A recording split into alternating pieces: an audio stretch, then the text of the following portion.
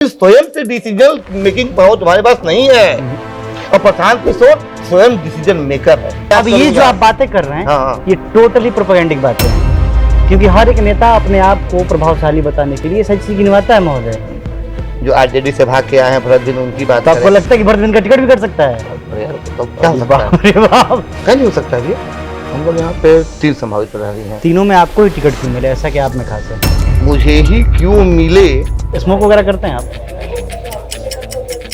हाँ करता हूँ। ड्रिंक? हाँ छोड़ दिया। पहली बार स्मोक कब किया था आपने? देहरादून में था उस समय। मैं ब्राह्मण हूँ और मैं मुझे सीट मिलता है तो ये कहीं ना कहीं निकल जाएगा, और जबकि आपकी प्रीवियस चुनाव देखा जाए तो आप 2 बार शिकस्त खाए हुए हैं। हाँ। तो जनसुराज कैसे आप पे फिर भरोसा करें? जी बिल्कुल सही बात। प्रशांत किशोर यदि आपको टिकट नहीं देते हैं भगवान से, सपोज कर लीजिए नहीं दिया आपको, ठीक, फिर भी आप प्रशांत के साथ हैं? बिल्कुल हूँ। आप अपने आप को अपने जीवन में सफल मानते हैं? बिल्कुल नहीं। क्यों? गाड़ी है, समाज में नाम बाप है। दादा का देन है भाई। आपने बोला 2011 से आप विचार किए हुए विधानसभा लड़ने का। हाँ जी। बहुत पैसा लगता है विधानसभा लड़ने में। हाँ इस मामले में थोड़ा मैं कमजोर पड़ूंगा। आपके यहाँ ब्लॉक पे भी चाप के दलाली होता होगा? खूब होता है सर। विरोध नहीं किए कभी आप लोग? आप लोग तो राजनीति में करना चाहिए आप लोगों को। 2 पैसा भी हम कमाते हैं, उसी में कमो करा के ना अपने पेट पे लात मारेंगे कहाँ हम लोग? अरे भैया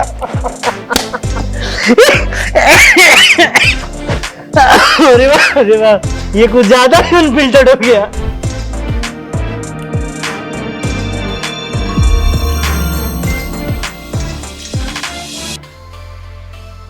नमस्कार, आप देखना शुरू कर चुके हैं देखी टॉक्स और मैं हूं आपके साथ शुभम सिंह। फिलहाल ये पॉडकास्ट यूं होने वाला है कि अभी हम लोग भभुआ की धरती पे मौजूद हैं और हमारे खास मेहमान के तौर पे कपिल मुनि पांडे जी हैं। बहुत बहुत स्वागत है आपका हमारे चैनल में। आपको भी बहुत बहुत धन्यवाद और आपके टीम को भी शुक्रिया। और देखिए, इस पॉडकास्ट को शुरू करने से पहले, चूंकि आप पीली गमछी धारण किए हुए हैं और इस वक्त बिहार में पीली गमछी का मतलब डायरेक्ट जनसुराज है। बिल्कुल बिल्कुल। इफ एंड बट नहीं है उसमें।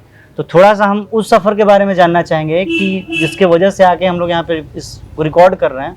आपने जनसुराज का दामन कब थामा और क्यों थामा, इन सारी चीज़ों पर थोड़ा सा बताएं हमें। देखिए, एक्चुअली मैं पिछले 15 वर्षों से कांग्रेस की राजनीति किया है। मैं यूथ कांग्रेस का प्रेसिडेंट रहा, ठीक, 3 टर्म। उसके बाद किसान कांग्रेस का जिला अध्यक्ष बना। सब कुछ सही चल रहा था, लेकिन हमारे यहाँ मैंने देखा कि मीरा जी कभी भी भभुआ विधानसभा को कांग्रेसी बनने ही नहीं दी। भभुआ विधानसभा को कभी कांग्रेसी बनने ही नहीं दी। स्थिति ये रहा कि यहाँ पे कांग्रेसी टूटते चले गए, यहाँ से कांग्रेसी टूटते चले गए। और चूँकि 2011 में मैंने चुनाव लड़ा था जिला परिषद का और रनर ही था मैं। किस भाग से आप पढ़े थे? भभुआ भाग 1 से। अच्छा। 4200 तकरीबन मैंने वोट पाए थे। इच्छा हुई कांग्रेस में रहते हुए चुनाव आपने लड़ा था? हाँ जी हाँ, मैं कांग्रेस का, यूथ कांग्रेस का मैं डिस्ट्रिक्ट विधानसभा प्रेसिडेंट था। 10 में मैं प्रेसिडेंट बना और 11 में जिला परिषद का मैंने चुनाव लड़ा था। ठीक, सब कुछ सही रहा। इलेक्टेड हम लोग प्रेसिडेंट भी बने थे और बढ़िया हमने चुनाव भी लड़ा। इच्छा हुई उस समय में आप हार गए? हाँ हार गए। मैं सेकंड रनर था मैं। ठीक। तब से इच्छा हुई कि नहीं विधानसभा चुनाव लड़ा जाए। मैंने प्रयास भी किए, लेकिन कांग्रेस यहाँ कभी लड़ती ही नहीं थी। जब भी कांग्रेस तैयारी करे, हम लोग खूब तैयारी करें, तो मालूम चले कि आरजेडी के पीछे घूमना है। मनोबल बना के फिर मनोबल टूट जाता था। जनसुराज आया। जनसुराज की जो बातें हैं, प्रशांत जी की जो बातें हैं, रियल में वही बिहार का असली मुद्दा है। मैंने अनुभव किया है। अभी आपने इस चीज को आपने क्लियर किया कि यही मुद्दा है। जनसुराज आने के बाद, जनसुराज पहले भी रियल ही, मैंने क्या कहा कि जनसुराज आया, ठीक है, जब इस मुद्दे को उठाया तो जो भी इस मुद्दे को समर्थन करने वाले थे, तो ऐसा तो था नहीं कि ये मुद्दा हम लोग नजर में नहीं था। क्योंकि मैं तो मतलब पुरजोर विरोध करता था इस मुद्दे पे आपके मोदी जी का, कि जो कि 2014 में जब वो सत्ता में आए तो उनके पास सिर्फ 3 विजन थे। आप इसलिए भी तो विरोध कर रहे थे क्योंकि आप कांग्रेस में थे। नहीं कांग्रेस में था, लेकिन जब वो प्रधानमंत्री बने तो लगा कि नहीं भाई इन्होंने गुजरात को डेवलप किया है तो भारत के अन्य प्रदेश भी डेवलप होंगे, ऐसा हम लोग मान के चलते थे। और उनकी जो लंबी लंबी बातें थी 2.5 करोड़ नौकरी देंगे, और बाद में वो आपका मैटर उठा कि चाइनीज बहिष्कार करो, वोकल फॉर लोकल वाला तो लगा कि नहीं भारतीय एकदम- लगा कि नहीं मतलब काम करेगा बंदा, 15 करोड़ है काला धन आएगा, 15 लाख लाख लोग सबको मिलेंगे। समझे, युवाओं को रोजगार मिल जाएगा, तमाम बातें हम लोग को लगा। लेकिन कुछ ही दिन बाद आप जैसे सहभागियों के द्वारा समझ में आया कि नहीं ये तो चुनावी जुमला था। एक तरफ चुनावी जुमले वाले लोग, ठीक है, कांग्रेस की हाल ये थी कि बिहार में पिछलग्गू बन के चल रही है, इनका कोई अपना विजन नहीं है, कांग्रेस का अकेले लड़ने की क्षमता ये बनाना ही नहीं चाहते हैं। ठीक, पिछले मैं कई चुनाव से देख रहा हूँ कि कांग्रेस पिछलग्गू बन चुकी है। तो मतलब मेन पर्सपेक्टिव आपका यही था कि नहीं बिल्कुल कांग्रेस कहीं ना कहीं खत्म होते जा रही है। बिल्कुल। और मैं देख रहा हूँ यही नहीं, मैं अच्छा लगा मुझे कि ये वोट चोरी वाला जो उनका लिखा हुआ था पद यात्रा, उसमें कांग्रेस ने अपनी खोई सुविधा को वापस लाने का पुरजोर प्रयास किया है, पुरजोर प्रयास ये किया असर है। करेगा बिहार में?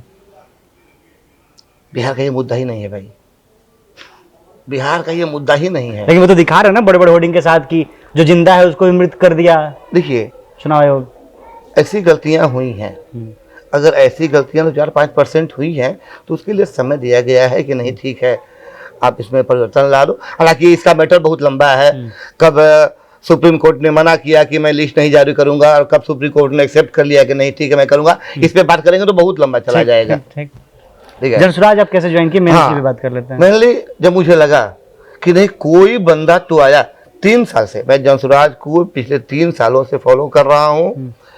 फाइनली जब मुझे दिखा कि नहीं ये बंदा अपने ये जो उनके एजेंडे हैं उससे ये अडिग नहीं हो रहा है। मैं पहला इनका सभा अटेंड किया था करघर में।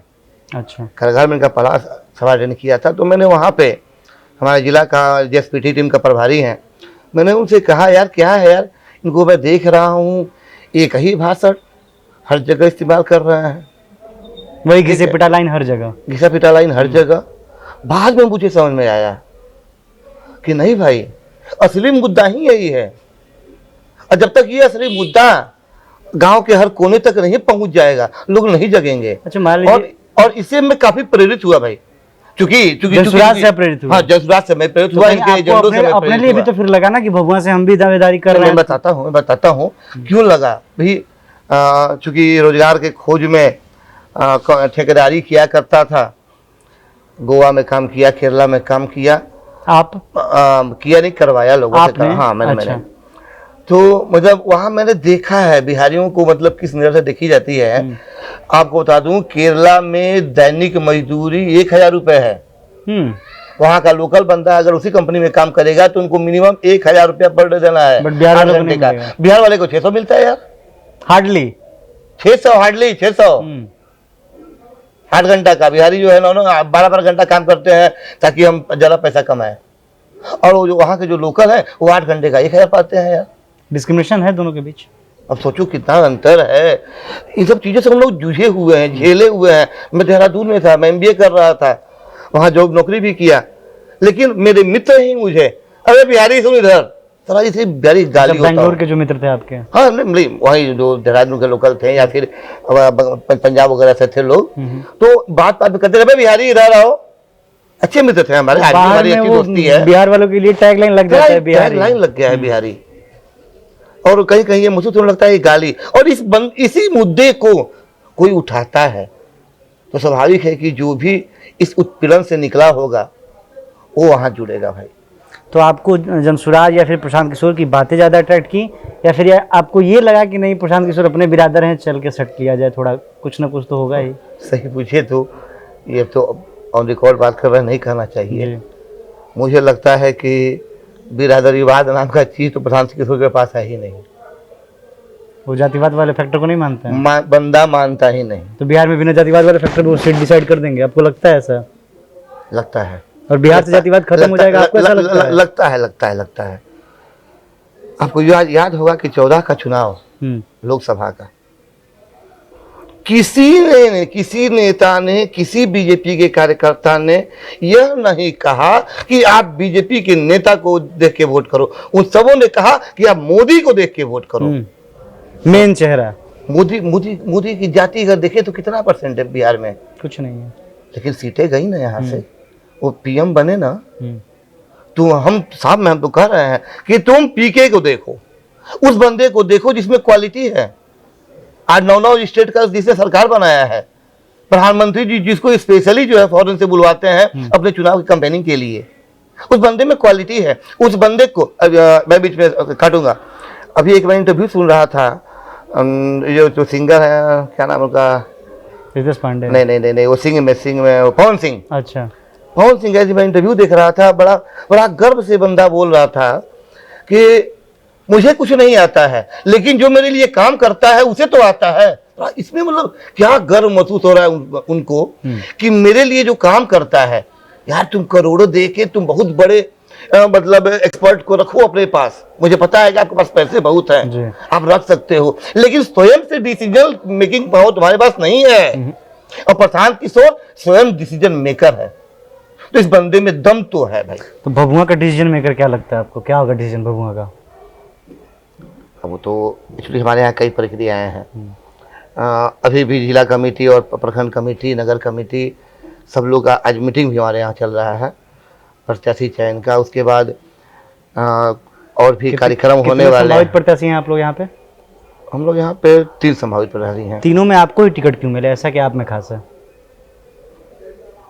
देखिए मुझे ही क्यों मिले, ये तो मैंने कहा ना कि तो उन लोग के सर्वे के ऊपर है।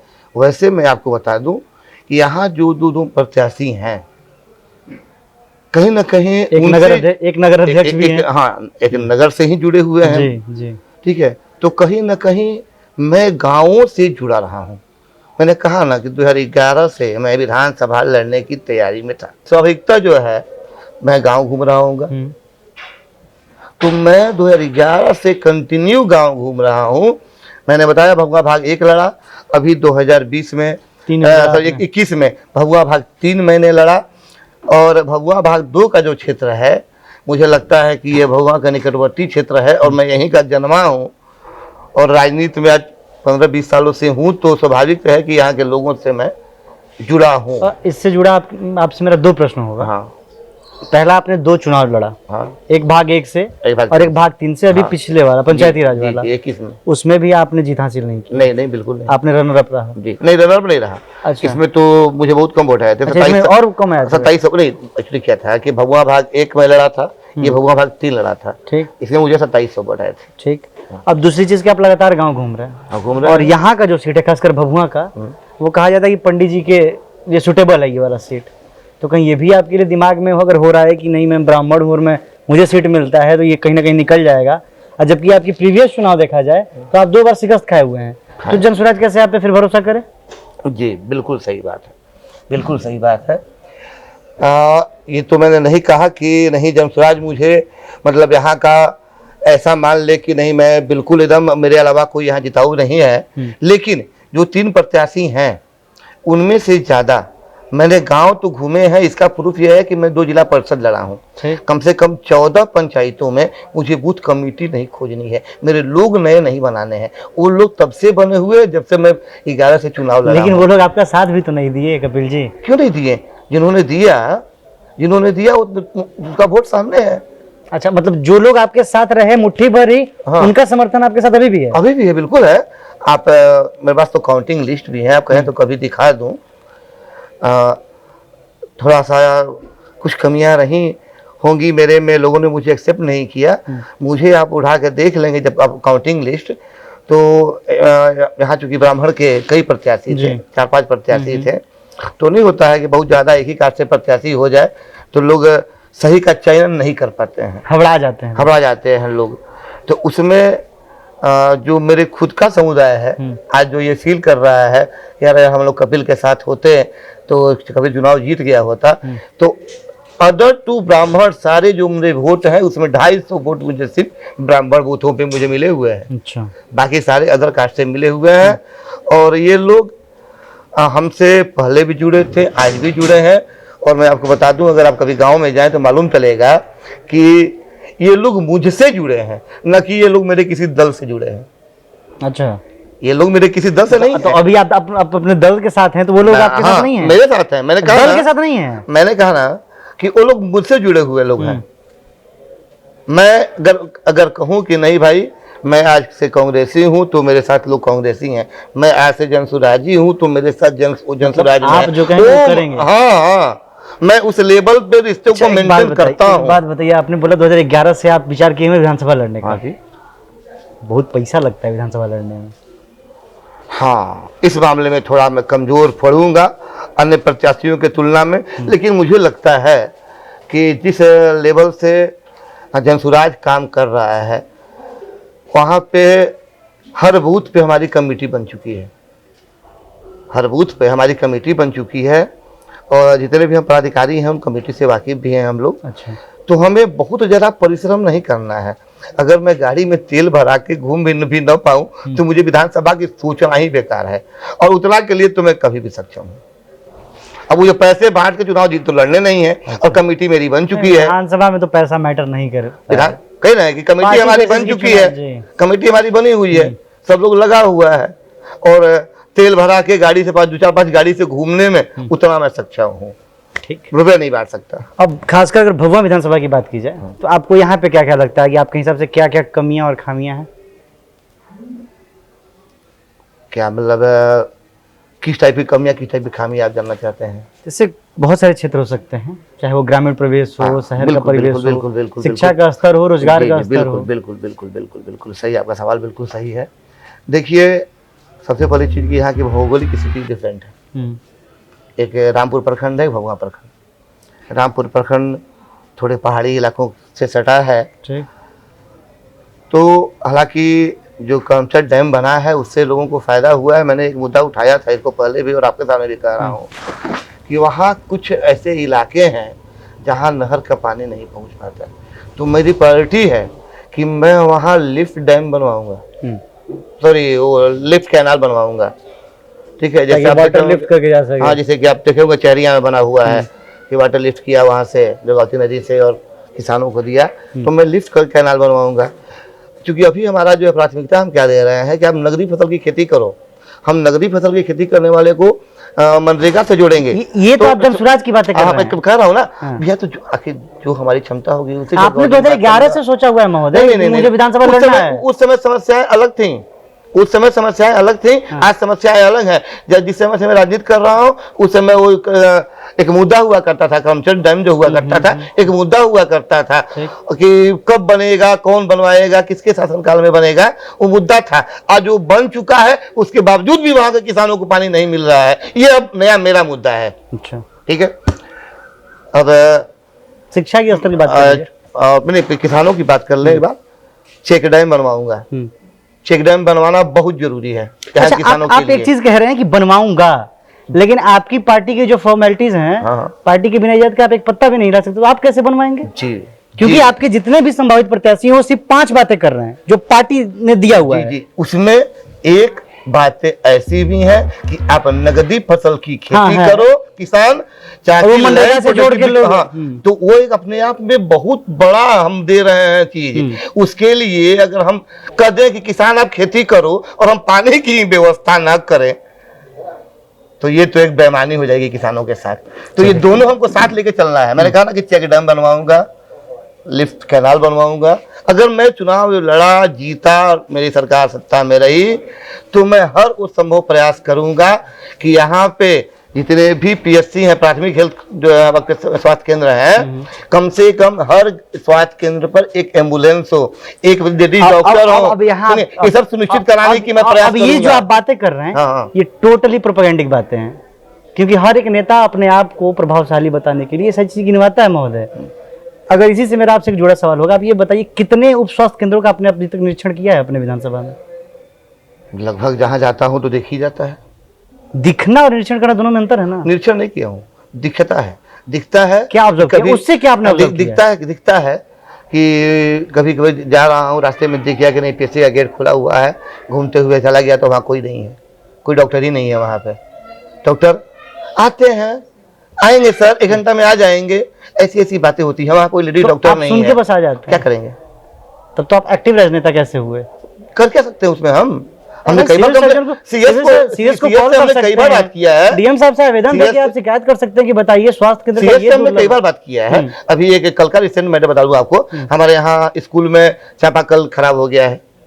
प्रिंसिपल हमको फोन किए कि भैया सर चापाकल खराब हो गया है। हमने कहा अरे आप अपने मिड डे मील वाले को एप्लीकेशन करिए कि हम बच्चों को आप मिड डे मील दे रहे हैं तो मैं पानी कहाँ से पिलाऊंगा। तो यह बोले कि हाँ हमने 10 दिन हो गया दिए हुए, इसलिए मैंने आपको फ़ोन किया। फिर मैंने पीएचडी के एसडीओ साहब को फ़ोन किया। एसडीओ साहब कहे कि कपिल जी मैं तो यहाँ से चला गया हूँ। उन्होंने दूसरे एसडीओ साहब का नंबर दिया, यहाँ के जो तो अभी प्रेजेंट में है, उनसे मैंने बात किया कि देखिए भाई वहाँ कम से कम 400-500 लड़के पढ़ते हैं स्कूल में और वहाँ चापाकल नहीं है। तो उन्होंने आश्वासन दिया कि और आप सामाजिक जीवन में है तो इतना तो दायित्व बनता है आपका। ऐसा नहीं है, जब जहाँ से जो आती हैं बातें, उस समस्याएं, उसको हम लोग उठाते हैं, हमेशा से उठाते रहे हैं। एक बात और बताइएगा, आप भभुआ विधानसभा में लड़ रहे हैं, यदि पार्टी आपको टिकट देती है तो आप अपने आप को कहाँ पे देखते हैं कि मेरी लड़ाई किससे होगी, किस पार्टी से या फिर किस कैंडिडेट से? अभी कैंडिडेट कोई नहीं है यहाँ पे डिसाइड। कैंडिडेट डिसाइड करके किसी पार्टी का होता तो सोचना होता कि किससे लड़ना है। फिर भी एक आपको दिखता होगा फ्रेम में ना, आप भी क्षेत्र में हैं और भी जन लगे हुए हैं क्षेत्र में। देखिए आपको बता दें, अब तो यहाँ समस्याएं हैं कि बीजेपी से हम किसकी बात करें, रिंकी रानी पांडे बात करें कि जो आरजेडी से भाग के आए हैं भरत बिंद, उनकी बात करें। आपको लगता है कि भरत बिंद का टिकट भी कर सकता है? अरे यार तो क्या हो सकता है? क्या नहीं हो सकता है? तो सिटिंग एमएलए हैं महाराज, अनाउंस कर दिया जाए, बीजेपी के द्वारा अनाउंस कर दिया जाए कि नहीं हमारे प्रत्याशी हो गए भरत बिंद। मतलब है कहीं ना कहीं इंटरलूप है। मेरे मन में भी है कि अगर यहाँ कोई ब्राह्मण न लड़े और मैं अकेला ब्राह्मण रहूं तो ब्राह्मण वोट है भाई हमारे पास, तकरीबन 42-43 वोट है हमारे पास। हो जाएंगे सब लोग? नहीं, एक तरफा मतलब अब बीतों को कि मतलब एक तरफा हो जाएंगे। मैं ब्राह्मण हूँ, लोगों के बीच में रहता हूँ, लोगों के बीच से एक जो है बर्थडे पार्टी और न्योता और मरनी जियनी सारा करता हूँ। हमें लगता है कि जब आता है लगन उगन का समय तो मुझे लगता है कि हम लोग का 1-2 लाख रुपया तो सिर्फ न्योता करने में खर्च हो जाता होगा। जो सामाजिक जीवन में 3 बजे दोपहर में निकलते हैं हम लोग और रात के 2 बजे घर पे आते हैं।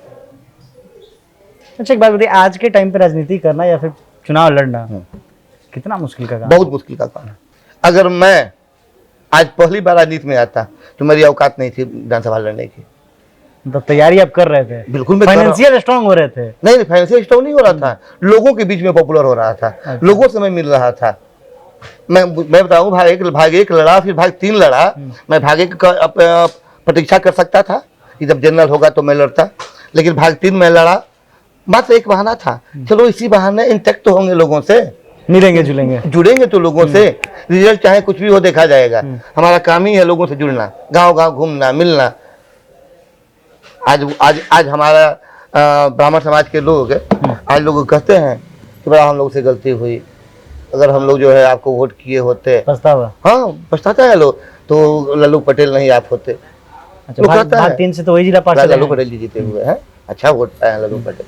लोग कहता है निरंतर लगे रहते हैं समाज के लिए, देखते हैं हम हॉस्पिटल्स वगैरह में। हाँ, नो डाउट, लड़का लगा रहता है, गांव-गांव तो घूमता है भाई बंदा। कभी कभार तो हमारी उनकी बातें होती हैं, नहीं उनके लिए कभी आप उनसे जाएं तो उनसे आप खुद ही पूछेंगे। कभी कभार बंदा कहता है कि भैया मैं और आप 2 न हो तो मैं देख रहा हूँ कि यहाँ जितने विधानसभा के प्रत्याशी हैं उन गरीब तबका में जाने वाला तीसरा कोई नहीं है भैया। जिस समय वो चुनाव जीता तो उस समय हमसे बोला कि भैया आप नहीं रहे होते तो 2000 और ज्यादा वोट से मैं चुनाव जीतता। कभी आप मिलेगा तो बात कीजिएगा आप। अच्छा, इस बंदे पे उन्होंने कहा था ऐसा? हाँ, पूछिएगा कभी मिलेंगे तो हाँ, ऐसा नहीं है, काम करने वाला बंदा है। अभी आप घूम रहे हैं? घूम रहा हूँ, और जो काम करने वाला है भाई उसका गुण गाया जाएगा। हाँ, जो कर रहा है जाहिर सी बात है। मैं यहाँ पे अभी तो मैं जनसुराजी हूँ, इस मंच से तो बहुत कुछ नहीं बोल सकता लेकिन कुछ लोगों को मैं यहाँ नेता मानता हूँ कि नहीं वो उस लायक हैं। कुछ लोगों को नाम नहीं रखूंगा, लेकिन कुछ लोगों को मानता हूं कि नहीं वो उस लायक है। बाकी तो मुझे लगता है कि या तो कोई मोदी के नाम पे है, तो कोई नीतीश जी के नाम पे है, तो कोई राहुल जी के नाम पे चुनाव लड़ना चाहता है। लेकिन यहाँ कुछ कुछ चेहरे हैं जो अपने नाम पे चुनाव लड़ेंगे और चाहे दल कोई हो जीतेंगे वो। एक बात बताइए, जैसे बहुत लोग का ये मिथ है थोड़ा सा कि प्रशांत किशोर जो हैं बड़ा अपने आप में लीन रहते हैं कि मतलब I am the king maker, हम ही हैं जो हैं, ऐसा अभिभूत होता है मिलने उलने पे? नहीं नहीं नहीं नहीं नहीं, ये बहुत लोग कहते हैं बड़ा ऐंठन है उस नहीं व्यक्ति नहीं में। बताता हूँ। ये महसूस होता है कि बंदा हमेशा सोचते रहता है। हम लोग भी गए तो हमें भी लगा कि नहीं, मुझसे ये बात कर रहे हैं, उनसे ये बात कर लिया, कुछ और कोई बातें ऊपर भी सोच रहे हैं, तो कभी वो इसको गलत नज़रिए से ना सोचा जाए। जो बंदा आज 3 सालों से गांव गांव घूम रहा है, अपनी पूरी क्षमता उसने लगा दी हो, अगर वह तनाव में नहीं रहेगा, सोचेगा नहीं, तो क्या लगता है कि एसी में बैठ के राजनीति करने वाले वैसे दिखेंगे। तनाव से एक चीज़ याद आया, एक प्रशांत किशोर का एक फोटो वायरल किया जा रहा था, किसी अन्य व्यक्ति के साथ था। वहाँ एक शीशे के ग्लास में लीकर में भी रखा गया हो, कोई भी मीटिंग का टेबल हो सकता है वो। उस फोटो को बहुत ट्रोल किया गया है कि मतलब मौज मस्ती के लिए बिहार में भी घूम रहे हैं इस तरह की चीज़ें। तो क्या लगता है ये? अब ये तो भाई अब सोचने वाली बात है कि लोग क्या सोचता है। हाँ। लेकिन मैं आपसे पहले ही कहा कि प्रशांत किशोर की सोच से ही मैं उनके साथ जुड़ा हूँ, और उनकी सोच पे अब कहीं कुछ इफ बट मैं नहीं सुन सकता हूँ और ना ही मैं बोल सकता हूँ, क्योंकि मैं बताऊँ ना कि मैं उनका डिवोटी हो चुका हूँ। क्योंकि उनकी सोच बहुत अच्छी है। मतलब एक बच्चे से बूढ़े तक, किसान से व्यवसायी तक, सबके बारे में सोचना, महिलाओं के बारे में सोचना। अच्छा, इतना सब पैसा खर्चा हो रहा है जनसुराज का कार्यक्रम ये सब करने में, आप लोगों को कोई आइडिया है कैसे क्या होता है क्या नहीं होता है? अब वो तो भाई कहाँ से पैसे आते हैं वो सोचिए, लेकिन हम लोग कहीं कहीं देखते हैं, एक आध वो हमने वीडियो देखा है कि विदेश से लोग जो है अनाउंस कर रहे हैं कि आप लोग जो है प्रशांत किशोर का साथ दीजिए, हम प्रशांत किशोर के साथ हैं। यानी कि जो लोग विदेश में बैठे लोग और वो कमा रहे हैं, बिहार से उठ के जो लोग गए हुए हैं विदेशों में, उनको अगर बिहार से मोहब्बत है, वैसे लोग फंडिंग कर रहे हैं प्रशांत किशोर जी को। कपिल मुनि पांडे जी का कोई खास बात जो किसी को ना पता हो, या फिर किसी औरों से जो आप में अलग हो? क्योंकि खुद के बारे में तो खुद को ही पता होगा, दूसरे को कैसे पता होगा? मुझे लगता है कि अभी यहाँ जितने भी नेता लोग हैं, नेत्री हैं, कुछ एक तो अलग है। अभी आप मेरे बैठका में जाकर देखिए, वहाँ मुसहर हैं, चमार जात से हैं, पासवान जात से हैं। लेकिन देखिए अभी लोग यहाँ से क्रॉस किया था गया था। मुझे जब मेरे साथ जमात है, जात नहीं है, जमात है। आपने जात गिनवाया ना? मैंने कहा ना कि जातों का जमात है। एक सिंगल सी ब्राह्मण व सिर्फ ब्राह्मण ही मेरे दरवाजे पे दिखेंगे, ऐसा नहीं। जमात है मेरे साथ, अन्य कई जातों का जमात है मेरे पास। ये आपको कभी भी दिख जाएगा। मैं बोरे पे भी बैठता हूँ, मैं सोफे पे भी बैठता हूँ। ठेला और साइकिल चलाने वाला भी मेरा मित्र है, फॉर्च्यूनर और एंडेवर से चलने वाला भी मेरा मित्र है। घर में और भी गाड़ियाँ हैं, ऐसी गाड़ियाँ हैं। इस जीप से घूमता हूँ, इस जीप से ही घूमता हूँ। अच्छा, जिसके आगे हम बैठे हुए, इस जीप से घूमता मैंने हूँ। इसको प्रोफाइल भी अच्छा खासा इसलिए बनाया कि कहीं और इंडोर में कुछ ये मेरी पहचान है। आप इसे अच्छा, गाड़ी मतलब कि कपिल मुनि पांडे, आप इसे लेके अभी आप चले जाओ भभुआ विधानसभा के किसी क्षेत्र में, इवन कि आप मोहनिया और रामगढ़ और नुआ जाते हो, तो वहां से भी कोई ना कोई फोन कर देगा कि तार गड़िया देखनी है, नुआ हो, कहाँ हुआ तू? क्योंकि लोग पहचान गए कि भैया उन्हीं की गाड़ी ये हुए भैया, ये चीज है। मतलब ये चीज है। थोड़ा सा एक और 2-4 पर्सनल बातें हो जाए। देखिए, जब इंसान की उम्र बढ़ता है तो बहुत सारी इंसान शौक पालता है। कुछ अच्छे शौक भी होते हैं, कुछ बुरे शौक भी होते हैं। दोनों की बातें करते हैं। शुरुआत बुराई से करते हैं। स्मोक वगैरह करते हैं आप? हाँ, करता हूँ। ड्रिंक था, छोड़ दिया। पहली बार स्मोक कब किया था आपने? देहरादून में था उस समय। पढ़ रहे थे, काम कर रहे थे? नहीं, काम। चलो आप जाओ यहाँ से, चलो आप जाइए यहाँ से, चलिए सैम जाइए बाहर आप। मैं पढ़ाई कर रहा था, MBA कर रहा था वहाँ पे। अच्छा। तो पहली बार सिगरेट में वहीं पिया था। तो ये चस्का किसी दोस्त मित्र यार, या फिर से क्यूरियोसिटी चाहिए कि नहीं लेना चाहिए? नहीं, चस्का वाली बात नहीं। ट्राई किया खुद से? नहीं, वो तो मेरे दोस्त मित्र ही नहीं कहा कि यार कपिल लेके देखो पिया, आदत में सवाल नहीं। आदत नहीं उसको किया आपने? आज तो मतलब कोई सिगरेट मेरे बगल में पिए तो मुझे लगता है कि सर में दर्द हो जाए। कितना टाइम हो गया छोड़े हुए? सिगरेट छोड़े हुए मुझे लगता है मैंने 7-10 के बाद से सिगरेट नहीं पिया हूँ। ऐसा होता है कि जो व्यक्ति सामाजिक जीवन में आता है, ये जो छोटी छोटी खुशियां, जैसे 2 कस लगा लिए, 2 पैक ले लिए, जो टेम्पररी मतलब जो विजुअलाइजेशन करता है इन सब चीजों उसको पे जो इंसान है ना- छोड़ता है सामाजिक जीवन में आने के बाद ऑटोमेटिक, ये इसका लगता है ऐसा। होता क्या है ना कि कल तक आप अकेले होते हो, क्योंकि मैंने ऐसा को बहुत होता देखा है, कल तक नो आप डाउट कल तक आप अकेले होते हो, आपकी अपनी जिंदगी होती है, आपका अपना डिसीजन होता है। लेकिन जब आप किसी के प्रतिनिधित्व करने लगते हो या प्रतिनिधि बनने की तैयारी में होते हो ना, तो उतने लोगों की सोच आपसे जुड़ी होती है, उतने लोगों का ख्याल आपके ऊपर होता है कि आप कर क्या रहे हैं। इसलिए उसको त्यागना आवश्यक होता है। स्वाभाविक है। क्योंकि मैंने इसलिए आपसे पूछा कि बहुत लोगों को मैंने देखा है जब वो व्यक्तिगत जीवन में थे वो स्मोक करते थे, अल्कोहल कंज्यूम करते थे, बट वो जब सामाजिक जीवन में आए उन्होंने सारी चीज़ों को उठा के एक साइड रखा और अपने आप को समाज में पेश कर रहे हैं। मैंने यहाँ पे तो वैसे वैसे लोगों को देखा हूँ जो ड्रंक थे, पी के दिन भर गिरे रहते थे। यहाँ एग्जाम्पल मैंने आपको दे दूंगा, खासकर भगवा विधानसभा में। भगवा में, मतलब कोई नेता की बात नहीं कर अच्छा, रहा हूँ, अच्छा। मैं आम पब्लिक की बात कर रहा हूँ। ऐसे तो लोगों को मैंने देखा है कि जो मतलब लगातार मैं 10 सालों से देख रहा हूँ कि बंदा रोज कहीं ना कहीं पी के गिरा हुआ है। ड्रास्टिक चेंज, ड्रास्टिक चेंज माउंट ला करे क्या है भाई, उसने सब कुछ छोड़ दिया। तो ये पकड़ना छोड़ना ये सब कोई मैटर नहीं रखता है। इस बिंदु पे यूथ को कुछ कहना चाहेंगे आप? मैं जरूर कहूँगा कि अगर आपको अपने समय की कीमत नहीं है तो आप नशे की तरफ जाएं, अगर समय की कीमत है तो आप नशे से बिल्कुल दूर रहें। आप अपने आप को अपने जीवन में सफल मानते हैं? बिल्कुल नहीं। क्यों? गाड़ी है, समाज में नाम बाप है। दादा का देन है भाई। राजनीति कितनी बुरी चीज है? राजनीति बुरी नहीं है, कुछ लोगों ने बुरा बना दिया है। जब तक अच्छे लोग राजनीति में आएंगे नहीं ना, तब तक राजनीति बदलेगा नहीं भाई। अगर आप सोचो कि अरे यार मुझे क्या मतलब है उन चीज़ों से, तो फिर वही मतलब मूर्खों का शासन वाली बात आ जाएगी कि अगर अंधेरी नगरी चौपट राजा। अगर अच्छे लोग अगर सिर्फ ये देखते रह जाएंगे कि मुझे राजनीति में नहीं जाना चाहिए, तो बुरे लोग तो राजनीति में रहेंगे ही और मनमानी करेंगे। फिर हमें ये कहने की कुछ जो है कहीं कोई जरूरत नहीं है कि फलाना लुटेरा है, फलाना चोर है, या फलाने ने लूट लिया, चोरी कर लिया, कमीशन खोर है, ये कहने की मुझे आवश्यकता नहीं है। मुझे सिर्फ अपनी ज़िंदगी जीना है। अगर हम समाज के बारे में सोचते हैं और अपने बिहार के बारे में सोचते हैं, अपने देश के बारे में सोचते हैं, तो हमें देश में होने वाली हर गतिविधियों के बारे में भी ध्यान रखना होगा। प्रशांत किशोर यदि आपको टिकट नहीं देते हैं भगवान से, सपोज कर लीजिए नहीं दिया आपको, ठीक, फिर भी आप प्रशांत के साथ हैं? बिल्कुल हूँ। क्यों यहाँ पे निजीकरण क्यों नहीं? आप अपने लिए नहीं सोचेंगे? मैंने पहले कहा ना कि मैं डिवोटी बन चुका हूँ, अब इससे बड़ा कुछ शब्द नहीं हो सकता है। प्रशांत कहे, फिर भी इंसान अपना थोड़ा दिखता है ना कि भैया इस तरफ मेरा प्रॉफिटेबल है। तो अभी प्रशांत कहे कि आओ मेरा तुम चेला बनो, तो वैसा गुरु मिल जाना मैं सौभाग्यशाली समझूंगा अपने आप। मुझे वो टिकट न दे, सिर्फ कहे कि तुम मेरे साथ रहो। अच्छा, तो मुझे बहुत कुछ सीखने को मिलेगा एक उनसे। चीज और बताइएगा, जनसुराज में जैसे अन्य पार्टियां हैं, अपने अपने कनेक्शंस हैं, अपने अपने उनके कार्यकर्ता और ये चीजें हैं, बट खासकर जनसुराज की बात की जाए तो आपको ऐसा नहीं लगता कि पंडित जी लोग ज्यादा अट्रैक्टेड हैं उधर?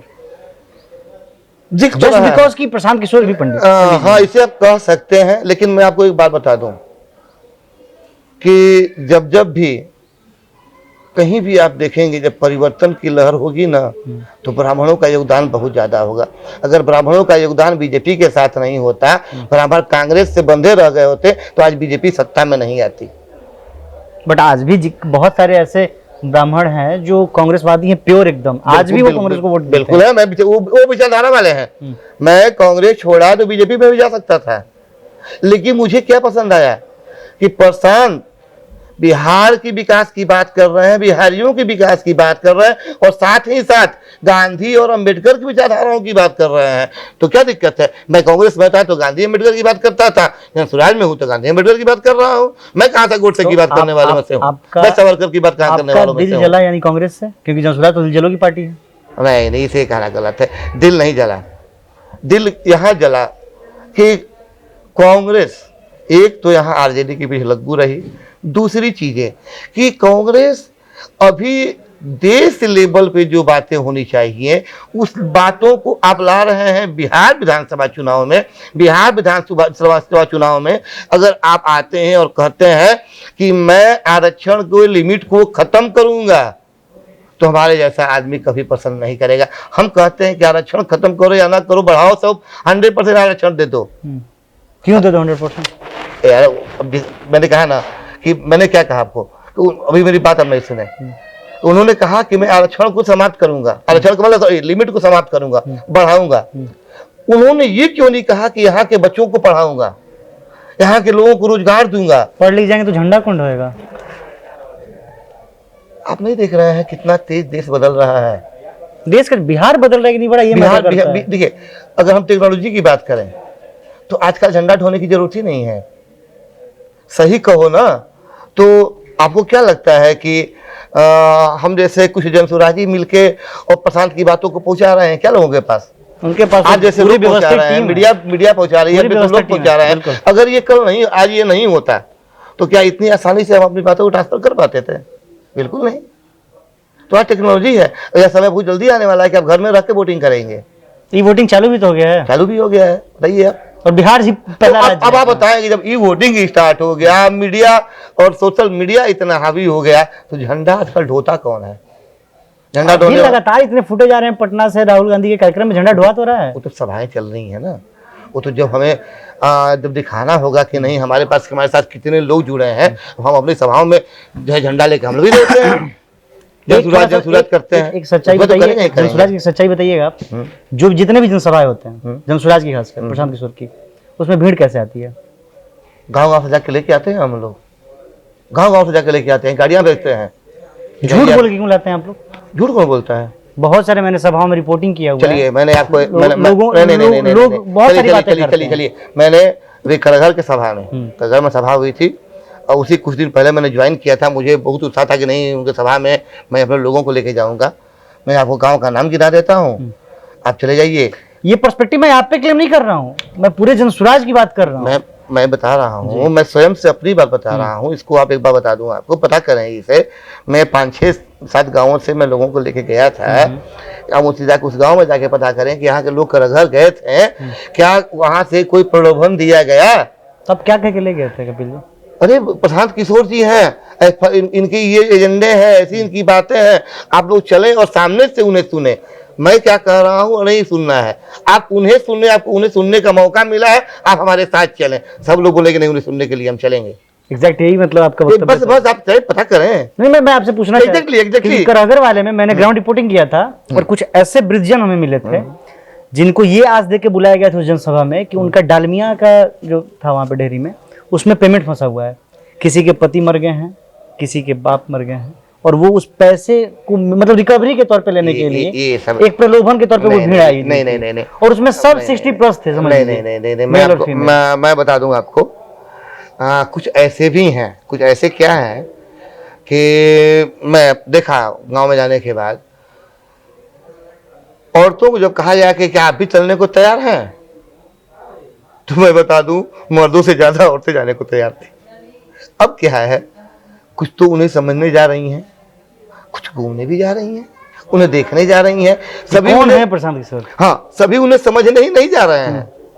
अरे यार बड़ा हल्ला हुआ प्रशांत किशोर के, तो चलो हमनियों के देख के आ रहे प्रशांत किशोर। हल्ला से चीज आपको टोकेंगे। हाँ। काराकट लोकसभा चुनाव में पवन सिंह के साथ भी बहुत भीड़ और बहुत हल्ला था, लेकिन चुनाव निकला नहीं उनका। देखिए पवन सिंह दुधारी तलवार के रूप में वहां काम कर रहे थे। वहां वो इंडिविजुअल अपने लिए भी काम कर रहे थे, वहां वो आप कहें आरजेडी के लिए भी काम कर रहे थे। अगर वो आरजेडी के लिए भी है, ऐसा क्यों? मतलब वो बीजेपी से टिकट मांग रहे थे, उनको टिकट नहीं मिला तो निर्दलीय लड़े। तो निर्दलीय लड़े। आप अगर बीजेपी के योद्धा होते, बीजेपी में आपकी आस्था होती, तो आप वहां निर्दलीय नहीं लड़ते। आप वहां आरजेडी के लिए काम कर रहे थे, आपको बीजेपी में आस्था ही नहीं था, आप वहां बल प्रदर्शन कर रहे थे कि मेरे पास इतना बल है तो हम एक्सेप्ट कर रहे हैं। भाई आपका जितना वोट आया हमने भी एक्सेप्ट कर लिया कि हाँ आपको इतना बल है, लेकिन हराने भर जो है बल आपको जो होना चाहिए वो अभी नहीं है। वो उन्होंने खुद अपने आप को साबित कर दिया। इस बार आरा से शायद तैयारी बना रहे हैं, आपको आप लोगों को क्या लग रहा है? आप भी राजनीति में बहुत सक्रिय हैं। देखिए अब उनको कहिए कि अब वो आरा से तैयारी बना रहे हैं। लोकसभा लड़के विधानसभा लड़ना उचित है, ऐसा नहीं है। बहुत हुआ है, ऐसा बहुत हुआ है। होने को तो हुआ है, लेकिन मैं आपसे मतलब आपका राय लेना चाह रहा हूँ। हो सकता है कि उनको लगा हो कि मैं लोकसभा के लायक नहीं हूँ, मैं इतना ज्यादा विधानसभा को नहीं हैंडल कर पाऊंगा। अगर एक विधानसभा की बात आए तो आपने लोगों को झुमा के और अपने फैंस को बुला के एक भीड़ दिखा सकता हूँ और एक विधानसभा जीत सकता हूँ, ये बातें उनके मन में आई होंगी। भभुआ से रितेश पांडे जी चले गए करहगढ़। हाँ, कर चलेगा। ये कितना संतावना मिला आप लोगों को, कितना सुकून भरा वो रात समय था जब ये पता चला कि रितेश पांडे करहगढ़ चले गए हैं? क्यों, देखिए टेंशन तो होगा ही सबके दिमाग में। टेंशन देखिए हम लोग का क्या है ना कि मैंने पहले आपसे बताया कि हम डिवोटी हैं। प्रशांत यहाँ किसी को ला के लड़ा देंगे, मैं उसके साथ रहूँगा। हाँ, अब बात आती है कि करहगढ़ वो चले गए तो क्या हुआ। हमें कुछ समय के लिए लगा था यार भगवा विधानसभा में भी तो भी ब्राह्मण है, बाहर को ब्राह्मण लोग कहने भी लगे। गांव में जब मैं जाता था तो लोग कहते थे कहा हो भगवा विधानसभा में पंडित लोग ना हुआ, कहा कि बाहर के पंडित जी लोग आवत हुआ। लेकिन उनका काफिला और भीड़ तो यहीं के पंडित जी लोग साथ दे रहे थे ना उनका। कहाँ काफिला भीड़ था, कितना सारा वीडियो सोशल मीडिया पे। वो बीजेपी के लोग थे, जब वो बीजेपी में घूम रहे थे ना तो बीजेपी शुरू में वो डिसाइड कहाँ किए थे कि हम बीजेपी से हैं? वो तो बस ऐसे ही कह रहे थे कि हम तो उनको घुमाने वाले ले रहे हैं। उनको घुमाने वाले बीजेपी के लोग थे। आप अच्छा। देखे होंगे उसमें बीजेपी के कई चेहरे थे जो उनको गांव-गांव घुमा रहे थे। और चूंकि अब भाई उनको दूसरा पवन सिंह कहा जाता है बिहार में, तो पॉपुलरिटी तो बंदे की है। प्रशांत किशोर आवे वाला बना, सॉरी रितेश पांडे आवे वाला बना, ये चीज के हल्ला कर, अरे रितेश पांडे या एक सेलिब्रिटी है, उसको देखने के लिए लोग जुड़ेंगे ही जुड़ेंगे, आएंगे दौड़ेंगे। अच्छा देखिए, आपने बोला सेलिब्रिटी है, कलाकार है। हाँ। भीड़ खींचेगा। हाँ, खींचेगा भाई, सॉरी। यहाँ दो बातें हैं, एक नेताजी को पकड़ लीजिए, एक कलाकार को पकड़ लीजिए। हाँ। यदि कोई नेता किसी भी सार्वजनिक कार्यक्रम या फिर व्यक्तिगत कार्यक्रमों में कृष्ण नृत्य बाला के साथ या फिर कुछ भी मतलब थोड़ा सा वैसा चीज दिख जाता है तो लोग उसका बहुत बड़ा तमाशा बनाते हैं। लेकिन वहीं एक जब कलाकार, वो सांसद भी रह रहा है, विधायक भी रह रहा है, वो फिल्में भी बना रहा है, गाने भी शूट कर रहा है, डांसर के साथ डांस भी कर रहा है, लेकिन फिर भी कोई माई कलाल है जो सामने से आके बोल दे। लेकिन वहीं एक कोई सांसद विधायक ऐसा कर दे तो अरे बाप कितना बड़ा पाप होगी कलयुग में। देखिए बहुत कम ही ऐसा होता है कि, हालांकि अभी तो मोदी जी ने ट्रेंड ही चेंज कर दिया। ये तो इतने ज्यादा कलाकारों को लाके सांसद बना दिए। अभी मनोज तिवारी जी का एक नया गाना आया हुआ है, पहले का कोई रिवर्जन किए हुए हैं। अच्छा, आप लोग सुने होंगे आपके टाइम का। अब इस मुद्दे पे भाई मैं कुछ नहीं कह सकता, लेकिन इतना जरूर है कि अगर रितेश पांडे को देख के लोग भीड़ इकट्ठा हो जा रही है, देख के लोग जुड़ रहे हैं, तो स्वाभाविक सी बात है कि बंदे को जब वो राजनीति में भी आएगा तो लोग एक्सेप्ट करेंगे, क्योंकि ये नया नहीं है, ये पुराना ट्रेंड हो चुका है। जो कलाकार है वो विकास कर पाएगा किसी भी विधानसभा या लोकसभा का? मुझे देखिए नहीं लगता है। मैं एक पॉलिटिकल, मैंने कहा ना कि एक कीड़ा हम लोगों में है, मैंने जो है छात्र संघ की भी राजनीति हमने किया है, एक हम लोगों का कीड़ा है। अगर हम पॉलिटिकली बात करें तो ये जो कलाकारों को नहीं आना चाहिए पॉलिटिक्स में, वो अपना सिस्टम है, अपना काम करें ना। वो जब ठीक है, आपको अगर किसी से जुड़ रहे हैं तो आप उनको अपने गाने के माध्यम से, अपने सपोर्टर्स के माध्यम से उनको आप प्रमोट कर सकते हैं। जब आपका फील्ड दूसरा है तो आपको राजनीति में नहीं आना चाहिए किसी भी कलाकार। ऐसा लगता है कि प्रशांत ने रितेश पांडे को खासकर जनसुराज में इसलिए रखा है कि भीड़ बढ़िया बटोर सके, क्योंकि भीड़ आप गांव से जुटा तो लेंगे, लेकिन भीड़ को ठहराना तो मुश्किल है जनसभाओं में। नहीं, ऐसा भी कहना बहुत ज्यादा उचित नहीं होगा, क्योंकि गांव-गांव घूम रहे हैं रितेश जी, रोज मैं देख रहा हूँ फेसबुक पर वगैरह, यूट्यूब पर वगैरह, गांव-गांव घूम रहे हैं और प्रशांत जी की बातों को लोगों तक पहुंचा रहे हैं, गांव-गांव के कोने-कोने तक पहुंचा रहे हैं। और प्रशांत जी को वैसे ही लोग चाहिए जो उनकी बातों को कोने-कोने तक पहुंचाए। जो उनका मोटो है कि मुझे दौड़ने वाला, काम करने वाला, मुझे परिश्रम करने वाला प्रत्याशी चाहिए, तो उसमें तो भाई बंदा अगर काम कर रहा है, सारा अपना गायन वायन छोड़ के अगर प्रशांत जी के लिए काम कर रहा है, नहीं हमारी पार्टी है, अभी कब तक काम करते हैं, लगे रहेंगे, अभी जाने। अभी तो ये काम कर रहे हैं तो इनको भाई जरूर टिकट के अधिकारी हैं, चुनाव लड़ने के अधिकारी हैं, क्योंकि गांव-गांव ये जा रहे हैं। बिहार नेताओं को जब तक गांव-गांव लोग नहीं घूमेगा, मैं वैसे लोगों को नेता मानने को तैयार नहीं हूँ। बिहार में जनसुराज का भविष्य क्या लगता है आपको? देखिए, जब हमारे नेता ही कह चुके हैं कि या तो हम अर्श पे रहेंगे या फर्श पे रहेंगे, कहीं बीच में आप लोग लटक गए, फिर हम किसी को सपोर्ट नहीं करने जा रहे हैं। मेरे नेता ने तो खुद कहा है कि दोबारा राष्ट्रपति शासन लागू होगा। लेकिन सत्ता सबको प्रिय होता है। राष्ट्रपति शासन लागू होगा, पुनः चुनाव होगा। जब तक हम सत्ता में नहीं आएंगे, बिहार में कहाँ से परिवर्तन ला पाएंगे सर? बिहार में परिवर्तन लाने के लिए वहाँ के साथ जुड़ के कर लेवल जाए, ये तो नहीं होगा। अगर ऐसा होता तो मुझे लगता है कि अगर चिराग, ये मेरी पर्सनल है, मतलब अपनी बात कर रहा हूँ, पार्टी से हट के अगर एक तरफ चिराग को बुला लिया जाए, एक तरफ उपेंद्र कुशवाहा को बुला लिया जाए, तो और किसी की जरूरत ही नहीं पड़ेगी प्रशांत को। लेकिन चिराग जी तो हनुमान है ना, वो अपने राम मोदी जी के। हालांकि अब तक मैंने एक दूसरे का बुराई करते नहीं देखा, तो संभावना है कहीं हनुमान जो है। नीतीश कुमार के बारे में क्या सोचते हैं? बागडोर देना चाहिए बिहार का उनको फिर से? अब नहीं देना चाहिए। कहा इतने बढ़िया कार्यकाल रहा, हर तरफ रोड है, बिजली है, क्राइम मुक्त बिहार है। बिल्कुल है। मैं उनका कार्यकाल एक बार आपको बता दूं कि 2005 तक लगता था कि नहीं, मैं अपनी बात एक बताता हूं, मैं पढ़ना पड़ता था, कभी जिस मंदिरी में जाने में डर लगता था, मंदिरी इलाका है, यादव जिले वहाँ भरे पड़े हैं, जिस मंदिरी में जाने में डर लगता था, उसी मंदिरी में मैं यादव जी लोग के बीच में बैठा और बहुत सम्मान मुझे मिला, लेकिन उस समय मुझे डर लगता था बैठने में। मैं सही बता रहा हूँ, 98-99 की बात बता रहा हूँ। उस मोहल्ले में उस समय इतना मतलब ये हो गया था कि यादव जी लोग बाल गुंडा है, लंट है, किसी को मार देंगे, किसी को पीट देंगे, इनके ऊपर अब किसी का जो है शासन नहीं है, ये अब जो चाहे सो करेंगे। बहुत डरते थे हम लोग। हालांकि आज वहाँ मुझे बहुत सम्मान मिलता है, मुझे बहुत सम्मान मिलता है उसी मंदिरी में, लालू राज में। लेकिन ये जो डर, बात पूरी कर लेने दीजिए, इस डर से हम उभरने के लिए, और देखिए कि जब नीतीश जी हमारे मुख्यमंत्री के लाइन में है, तो नो डाउट कि ये जहाँ भी रहा, इनका मंत्रालय इसमें हम काम किए हैं, एक सफल मंत्रालय के रूप में इनका रहा है, तो हम लोग को अपेक्षाएं थी कि आएंगे तो बहुत बढ़िया काम करेंगे, और किए भी, उन्होंने काम किया। लेकिन जो अफसर डर में जीते थे, उनको इन्होंने खुली छूट दी कि डरो मत, अब मैं आ गया हूं, अब तुम्हारा कोई कुछ नहीं बिगाड़ सकता, तुम्हारी ट्रांसफर पोस्टिंग कोई नहीं करा सकता, जो होगा मैं करूंगा।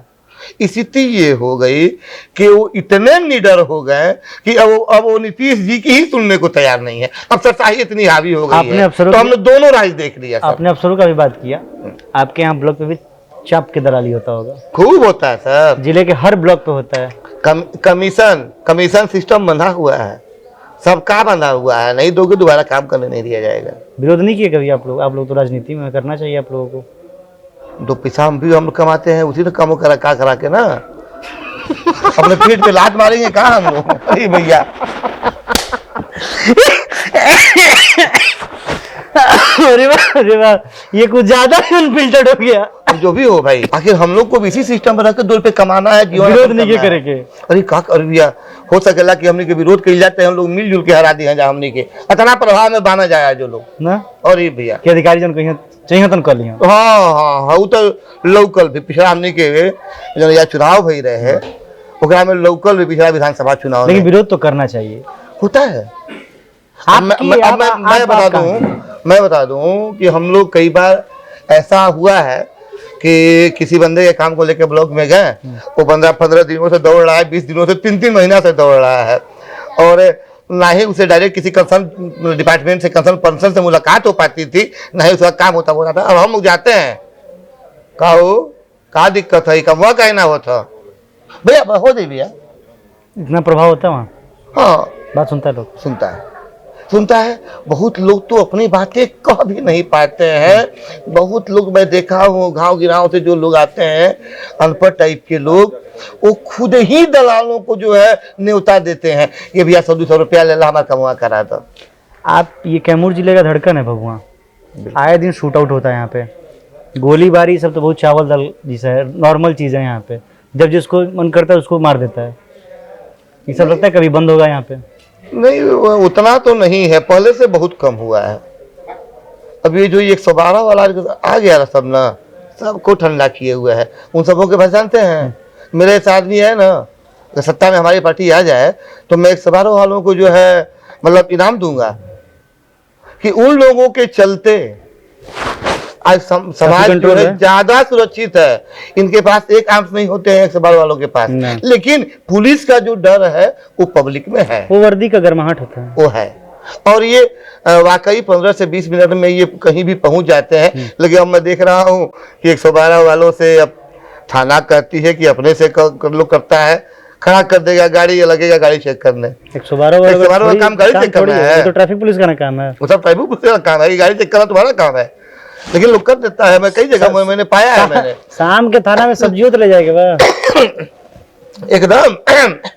मैं अभी अधौरा से आ रहा था, एक बार बनसत्ती माई है, पहाड़ से नीचे उतरते हैं तो नो डाउट कि शाम को आने वाले लोगों को जो है उन लोग देखता है कोई दारू वोरू लेके नहीं आ रहा है, गाड़ी हमारी लोग रोका, चेकिंग करता है। हाँ चेकिंग, मेरी गाड़ी रोका, देखा 112 और गाड़ी रोक रहा है, चेक किया, चला गया। मेरे साथ एक मेरे मित्र हैं आलोक रावत जी, जिला पार्षद रह चुके हैं। आलोक बोला कि बाबा 112 गाड़ियों चेक कर लो सन कहा, उन्होंने ये पता नहीं, तो पहली बार देखा था नहीं। उसे फोन लगाया थाने में, बड़ा बाबू का नंबर रहा होगा, फोन लगाया कि बड़ा बाबू 112 से भी चेकिंग करवाओ थी या कहा। उन्होंने कहा कि नहीं नहीं नहीं ये थाने की गाड़ी है, इस पे 112 लिखा हुआ है, अब मामला जो भी हो। तो उन्होंने कहा कि नहीं नहीं ये थाने की गाड़ी 112 लिखा हुआ है। जैसे मैं देखता हूँ भभुआ में 11-17 नंबर की गाड़ी है, वो थाने की गाड़ी है, 112 लिखा हुआ है। तो ऐसे भी थोड़ा सा हो सकता है कि 112 की ही गाड़ी हो, थाने में भी जो रही हो। अब उन्हीं लोगों के पास है जैसे मन जैसे लोग कर सके। लेकिन 112 वालों के आने के बाद अपराध में प्रशांत किशोर कहते हैं उनका सरकार आएगा तो शराबबंदी तोड़ देंगे 1 घंटे के अंदर। क्या लगता है ये पॉजिटिव रिजल्ट होगा बिहार में या फिर नकारात्मक जाएगा ये मैटर? बहुत पॉजिटिव होगा। कैसे? जिनके घर के लोग पी के नौटंकी करेंगे, उनकी घर की फिर महिलाएं विरोध नहीं करेंगे? बिल्कुल बिल्कुल। देखिए आपको बताते हैं, आप किसी गली मोहल्ले में आप चले जाएं और कहीं आप देखेंगे कि जहाँ कुछ कूड़े वगैरह फेंके हों, वहाँ एक नजर दौड़ाइए। हाँ जी, फ्रूटी का पैकेट है, फ्रूटी का पैकेट, दारू की बोतलें मिल जाएंगी। बंद कहाँ है सर? पहले तो लोग शर्माता था दारू के दुकान पे जाने में, शराब की दुकान पे, गली मोहल्ला वाला देख न ले, कोई देख न ले, बच्चे डरते थे कि कोई पिताजी के मित्र देख न ले। आज धीरे से कहीं बैठ जाते हैं, एक फोन करते हैं, डिलीवरी हो जाता है।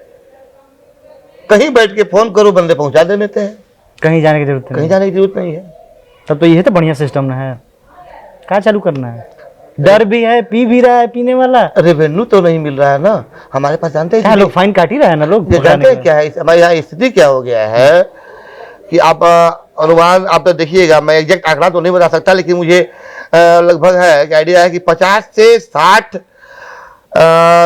हजार करोड़ सालीना का नुकसान है बिहार सरकार को उस आबकारी विभाग से, मतलब दारू बेचने से, मतलब बंद करने से। मतलब अब यही नहीं, मैं ऐसी कई योजनाएं आपको गिना दूंगा, या चाहे आप मीडिया वाले हैं पता करना चाहें तो मालूम चल जाएगा कि ऐसे बहुत से राशि जहां केंद्र सरकार 75% देती है, लेकिन पहले बिहार सरकार को 25% लगाना होता है और केंद्र सरकार का 75% वापस हो जाता है, क्योंकि बिहार सरकार 25% लगा ही नहीं पाती है। ऐसे बहुत सारे फंड्स आते हैं। बहुत सारे फंड्स हैं। बताइए, आप बताइए कि हमारे पास बालू के अलावा है क्या? आपके यहाँ पर्यटन भी नहीं उतना डेवलप है, कोई बाहरी आपके यहाँ वैसा इंडस्ट्री नहीं है कि लोग बाहरी लोग आते हों, ऐसा आपने कुछ दूसरा डेवलपमेंट है नहीं आपके पास। आप खून चूस के जनता से तमाम तरह के टैक्स लगा के और बालू से मात्र आप कितना रेवेन्यू कलेक्ट कर पाइएगा कि आप एक सही बढ़िया आप बिहार चला सकें? प्रशांत किशोर बात करते हैं बिहार चलाने की, वो पलायन पे बड़ा जोर देते हैं, बेरोजगारी पे बड़ा जोर देते हैं। बिल्कुल देते हैं। तो जितने भी बिहार से उठ के युवा या फिर बुजुर्ग या फिर उस तरह के जो भी जितने भी परिवार हैं जो चले जा चुके हैं अन्य राज्यों में, अन्य शहरों में सेटल हो गए कई, वो लगता है कि इस बार बिहार विधानसभा चुनाव में वापस आकर वोट करने जा रहे हैं प्रशांत किशोर को। देखिए, अब जो बहुत लंबे समय से है और जिसका नाम ही यहाँ नहीं है, वो नाम कटा के ही चले गए हैं, वो अभी वोट करने नहीं आएंगे। मैं मजदूर तबके की बात कर रहा हूँ। हाँ, वो आएंगे, जो बैग ढो के लगातार जनरल डब्बों में आपको रगड़ता है, वो आएंगे। वो तो और तत्पर है, वो तो और भी तत्पर है आने के लिए। ये नहीं लोग आएंगे, बिहार में परिवर्तन लाएंगे। आप लोगों को ये क्या क्यों लगता है? ये मतलब भ्रम भी हो सकता है, ये मेरा थॉट है। बोलिए। ये भ्रम आप लोगों को क्यों लगता है कि वो लोग जो अपने हक और लड़ाई के लिए समय पर नहीं लड़ सके अपने राज्य सरकार से, वो आज उस दलदल में जाने के बाद जहाँ 2 रोटी के लिए वो दर दर भटक रहे हैं, वो जाके वोट करेंगे और उनको इतनी पड़ी है कि बिहार बदले? अब देखिए, इस पे थोड़ा सा अगर हम लोग ना 2 मिनट का समय हो तो आपको मैं समझाता हूं। बिल्कुल। देखिए, बिहार को बर्बाद करने में बैंकिंग सेक्टर भी कहीं कम भूमिका नहीं निभा रही है। अभी हम एक योजना जो चला रहे हैं कि 5 लाख तक रुपए की राशि आपके घर के महिलाओं को रोजगार करने के लिए दिया जाएगा 4% ब्याज पे। अब आप एक बात बताएं कि जो बंदा वहाँ जाके सब्जी बेचता हो या ठेला चलाता हो या जो भी कुछ करता हो, उसके घर की महिला को अगर 5 लाख रुपए मिल जाए तो क्या वो रोजगार स्टार्ट नहीं कर लेगा? क्यों नहीं कर लेगा? 5 लाख बहुत होता है। अब क्या है कि आप कहेंगे कि जब लोन आज कल मिल जाएगा, मैं नेगेटिव पल बता रहा हूँ, जब कल आप सवाल कर सकते हैं कि लोन जब आज मिल सकता है तो कल क्यों नहीं मिल रहा था? तो सबसे बड़ा यही तो शिकंजा कसना है कि हमारे पैसे अन्य राज्यों में चले जा रहे हैं, यहाँ के लोग को लोन ही नहीं मिल रहा है। पैसा जमा हम करते हैं, हमारे पैसे से गुजरात चल रहा है, हमारे पैसे से केरला कर्नाटका चल रहा है, बिहार नहीं चल रहा है, लेकिन बिहार में लोन दिया ही नहीं जा रहा है। तो ये सब चीजें हम दे रहे हैं और हमारे नेता बोल रहे हैं कि 1 महीने के अंदर एक मंत्रालय बनाया जाएगा जिसके माध्यम से आपको 12 से 15 हजार का रोजगार मुहैया कराया जाएगा बिहार में। और चूंकि मैंने बोला ना कि मैं उनका डिवोटी हो चुका हूं, इसलिए हुआ हूं ना कि उनकी सारी बातें कैलकुलेटिव हैं। प्रैक्टिकली बात करते हैं बस। हाँ, अगर कैलकुलेटिव बात करता है बंदा, ये नहीं कहता कि मैं अब कांग्रेस अभी आरजेडी वालों की तरह माई बहन योजना चला रहे हैं, मैं सबको 2500 2000 दे दूंगा। नहीं, लोकसभा में कांग्रेस भी दे रहा था 1 लाख सबको। इसमें कोई मतलब नहीं है ना।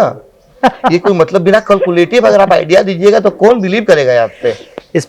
इस रॉ बातों को यहीं पे स्थगित करते हैं, क्योंकि बातें बहुत कुछ है करने को, हम लोग बहुत लंबा भी हो गया। अनदर एपिसोड में हम लोग कवर करने की कोशिश करेंगे। कोई नहीं। प्रशांत किशोर को आप बिहार की गद्दी पे भापते हैं कि बैठ पाएंगे? बिहार की गद्दी उनको मिल पाएगी? आज नहीं, साल, 2 साल, 4 साल, 6 साल, 10 साल, जब भी। हालांकि वो तो खुद कहते हैं कि मुझे सीएम नहीं बनना है। देखिए, गद्दी, मैं आपसे ये सीधा पूछूंगा कि गद्दी अगर हमें इस बार नहीं मिलेगी तो अगली बार ऐसा हम क्या कर देंगे कि हमें अगली बार मिल जाएगा? अब ये तो आपकी टीम और जनसुराज के सूत्रधार हम तो आपसे अपील कर रहे हैं कि आप अपने बच्चों के लिए वोट करें। अगर अपने बच्चों के लिए वोट आपको अभी समझ में नहीं आ रहा है तो 5 साल बाद बच्चा आपका जो भी स्कूल में पढ़ रहा है वो कॉलेज में पढ़ जाएगा, और फिर हम कहाँ से उसकी बात कर पाएंगे, आपके बच्चे की बात? यानी इस बार हम सत्ता में आने जा रहे हैं और इस बार लोगों को सोचने में मजबूर कर देंगे कि हम आखिर ऐसा क्यों कर रहे हैं। आप बताएं, आप लिटरेसी रेशियो चेक कर लें, ईबीसी और एससी एसटी में मैट्रिक पास लड़के आपको बहुत कम मिलेंगे। जब वो पढ़ेंगे ही नहीं तो कहाँ से ना उन्हें आरक्षण का फायदा मिलेगा ना वो आगे बढ़ पाएंगे। तो इसीलिए प्रधान किशोर शिक्षा पे ज़्यादा प्रयास कर रहे हैं। भैया जब तक हम किसी को पढ़ाएंगे नहीं, उन्हें टेक्निकली स्ट्रॉन्ग नहीं करेंगे, शिक्षित नहीं बनाएंगे, तो फिर उनसे एक विकसित बिहार की कामना करना बेकार है। फर्स्ट प्रायोरिटी शिक्षा है। बिल्कुल। चलिए, इन सबके साथ इस इंटरव्यू, पॉडकास्ट और खट्टी मीठी बातचीत को यहीं पे समाप्त करते हैं, क्योंकि ये बहुत बड़ा हो चुका है। और बाकी आपके मन मस्तिष्क में क्या है, नीचे कमेंट बॉक्स में कमेंट कर सकते हैं। जो भी आपको अच्छा लगा हो, बुरा लगा हो तो भी। बतौर मुख्य अतिथि के रूप में कपिल मुनि पांडे जी हमारे साथ है। बहुत बहुत धन्यवाद आपका समय देने के लिए। मिलते हैं फिर किसी नई जगह पे नई बातों के साथ। तब तक के लिए धन्यवाद। महादेव।